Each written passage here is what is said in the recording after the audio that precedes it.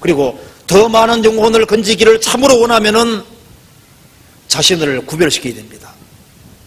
예수님이 요한복음 17장 19절에서 저희를 위하여 내가 나를 거룩하게 하오니 이는 저희로 진리로 거룩함을 저희도 진리로 거룩함을 얻게 하려 함이니라. 그 말씀이죠. 예수님도 자신을 구별시킨 이유는 제 아들을 거룩되게 하기 위해서입니다. 우리가 다른 사람을 건지기를 참으로 원한다면 우리도 구별되지 않으면 안 됩니다. 술 같이 걸치면서 예수 믿어봐 참 좋아하고 하면요, 속으로 뭐라 할까요? 니나 잘 믿으라고. 담배 같이 피우면서 예수 믿어봐 참 좋아하면요, 어떻게 하겠어요? 니나 잘 믿으라고 할 거 아니에요. 영혼을 건지기를 소망하는 사람은 구별되게 돼 있는 거예요. 그리고 누가 영혼을 건지냐 하면 영혼을 사랑하는 마음이 있는 사람이 건집니다. 물에 비치면 얼굴이 서로 같은 같이 사람의 마음도 서로 비칩니다. 우리의 생각이 가면은 그 사람 생각이 움직이고, 우리의 마음이 가면 그 사람의 마음이 움직이고, 우리 영혼이 가면 그 사람 영혼이 움직이는 거예요. 우리가 구원 안 받은 사람들의 그 영혼을 정말 불쌍히 생각하고 그러면 그 사람들의 마음이 움직이지게 돼 있는 거예요. 그 옛날에 게하시는 엘리사 지팡이 가지고 왔지만은 수냄 여인 아들을 못 살렸습니다. 엘리사는 살렸잖아요. 그는 주님께 기도하고 눈에 눈을 맞추고 입에 입을 맞추고 손에 손을 맞추고 그리고 주님께 아주 간절히 기도해서 살렸잖아요. 사랑하는 마음이 있을 때 움직이지는 거예요. 그리고 우리가 접촉하는 사람들을 위해 정말 기도해 주는 겁니다. 그 기도할 때 그 기도가 상달되고 구원받는 것이 확실합니다. 우리도 이제 개인 상담 많이 해보기 때문에 그 사람, 전도받는 사람을 위해서 기도를 많이 하면요, 상담하는 사람이 알 수 있거든요. 말도 술술 나오고 마음이 딱 준비되어 있어요. 기도해 주는 것이 사람 영혼을 건지는데 아주 큰 역할을 하는 것이 맞습니다. 주님 마음을 움직이는 것이 기도인 것이 확실합니다. 그 옛날에 엘리사가 병들어 죽게 됐습니다. 그 요아스 왕은 아람 군대에 침공받아서 막 괴롭힘을 많이 당해서 이제 엘리사가 죽으면 큰일 난 거예요. 그래서 엘리사를 만나서 말했습니다. 이스라엘의 병거 마병이여, 당신이 죽으면 이스라엘 어떻게 할 거냐 그 말입니다.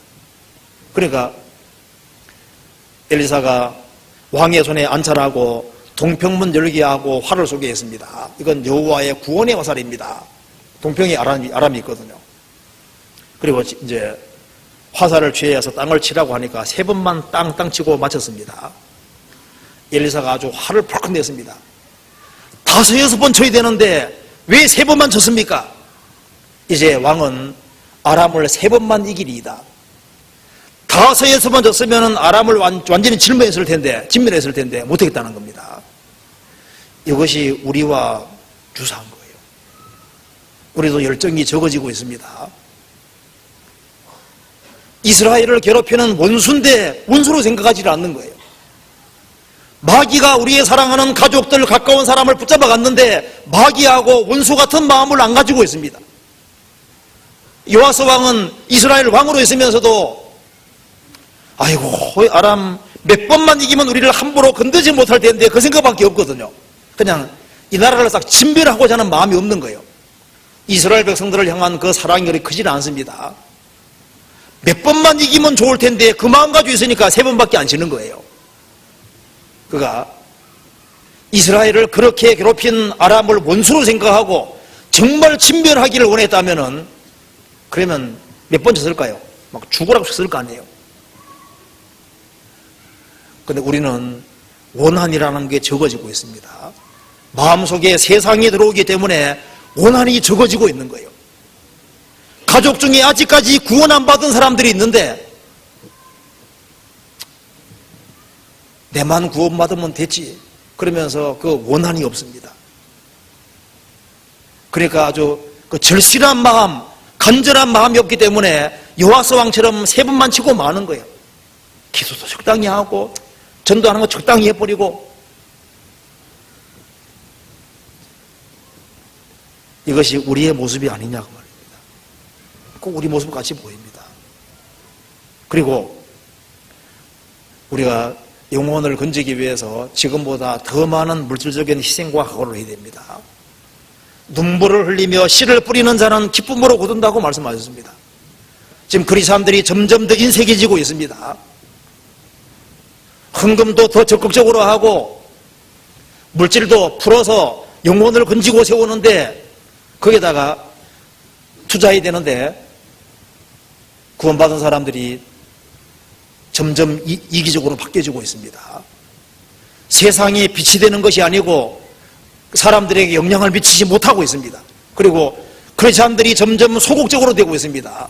더 담대하게 되지 않고 있거든요. 성경 마가복음 8장 보시겠습니다. 8장 38절입니다. 같이 읽어보겠습니다.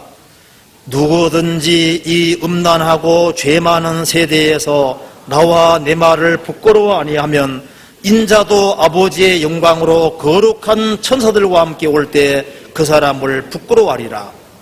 누구든지 음란하고 죄 많은 세대에서 나와 내 말을 부끄러워하면 예수님도 재림할 때 그 사람을 부끄러워할 것이다.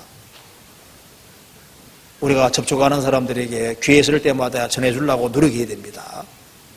우리가 기차를 타든 택시를 타든 뭘 타든 간에 구원을 안 받더라도 우리 교회 사이트 주소라도 적어주고 접촉하는 사람에게 어떻게 하든 간에 성경을 복음 들을 수 있는 기회가 주어지도록 그렇게 열심으로 전하는 것이 필요하거든요. 왜? 혹시 구원될지도 모르고 전도 안 될 것 같지만은 전도되는 경우가 있습니다.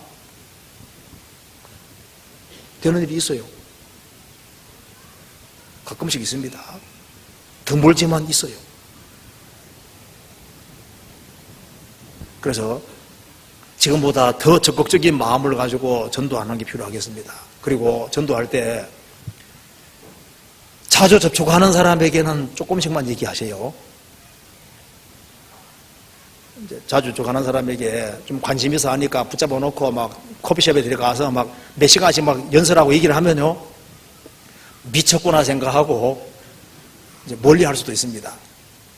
그러니까 접촉을 자주 하는 사람에게 물론 찾는 마음 있는 사람에게는 그렇게 하는 게 좋을 수 있지만은 대부분은 역효과거든요. 그래서 조금씩 얘기해주고 한 번 보고 안 볼 사람은 길게 얘기하고 그리고 여기 집회 있기 바로 전주에 전도하지 말고 이제 3개월 후에 집회했는데 한번 들어보지 않겠냐, 일주일인데 보통 한 3개월 후면 약속을 받아낼 수 있거든요.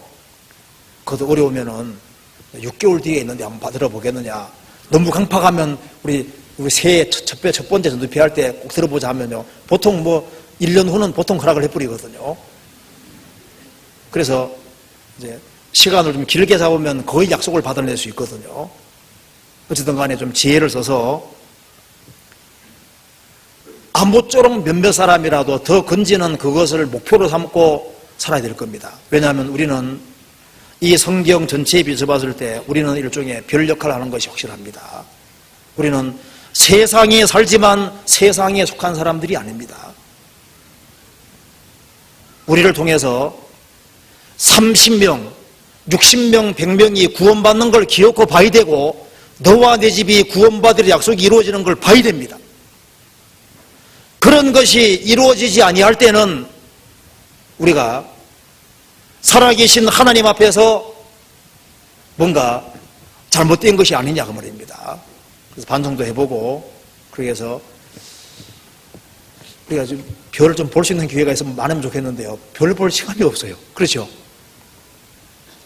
공해 때문에 잘 보이지도 않고 하는데 할 때 생각 속에서라도 나는 주님 앞에서 왜 사느냐, 나는 빛을 비추기 위해 산다 하는 그 목적을 항상 가지고 살았으면 좋겠습니다.